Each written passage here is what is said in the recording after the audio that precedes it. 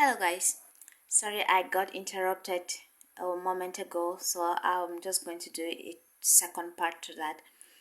And I was talking about how that Jesus in Philippians chapter 2 from verse 5. Okay, I have it on screen, so I'll just read. And he says, in your relationship with one another, have the same mindset as Jesus, who being in very nature God, did not consider equality with God something to be used to his own advantage. Rather, he made himself nothing by taking up the very nature of a servant, being made in human likeness. Glory to God. And we're talking about humility. And I read from Philippians Proverbs chapter 22 and verse 4 that humility is the fear of the Lord. Its wages are riches, honor, and life. And what is humility? We just see Jesus here being humble. Jesus was so humble that even his stature, he had a stature that he could have used, like, to suppress people, to lord it over people, but yet he did not use it. He considered others above himself. He placed them above him. And please don't take this in the wrong way. Jesus, when you study the Bible, you see that Jesus didn't allow himself to be walked upon. No. Jesus didn't allow himself to be walked upon by religious people. People that are carnally minded and walk after are concerned about the things of the world and fleshly things. Those people, he put them in check. But when he met a sheep, when he met one of those to whom he was sent, he went down and he brought them up. In the book of John chapter 6, he said, those whom the Father have sent to him, he will by no means drive away. He was that humble even to know that yes, there was someone in his gang that was going to kill him, but because he feared the Lord. And humility is defined here as what?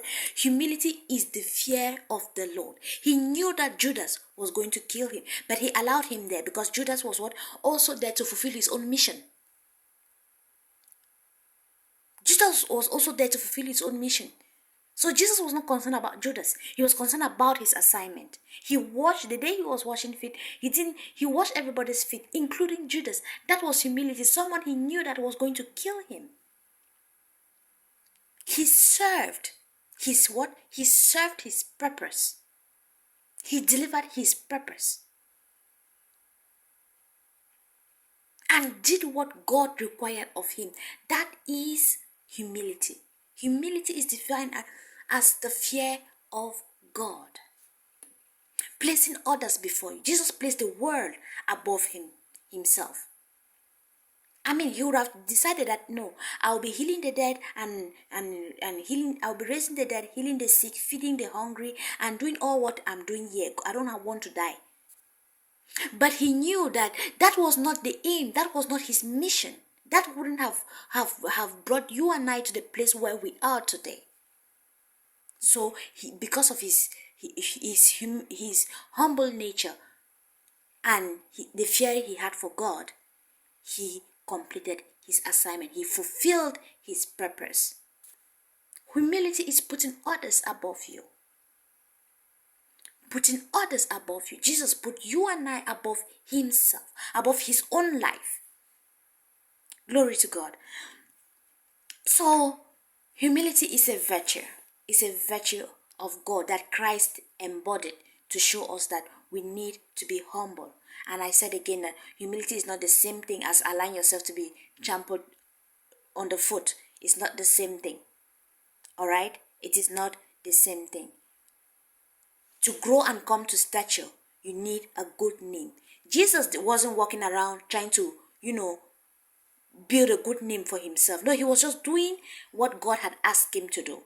He related with the prostitutes. He related with the tax collectors. He wasn't a self-righteous person. All these people that will claim and stand, they stand afar and look at others like they are the worst kind of people. No, he did not do that. When he met the woman that was caught in adultery, see how he responded. When he met the tax collector, says, Zacchaeus, come down from the tree, for today I will dine with you. And that is how he built that character. Okay? So my prayer for you is that you allow yourself, allow yourself to be used by God. And before God will use you to fulfill your purpose, he will have what? To build you first. You have to build you first. So allow yourself. Let God create that good name. The good name is not you creating for yourself. It's God creating it in you. Alright? So I pray that you receive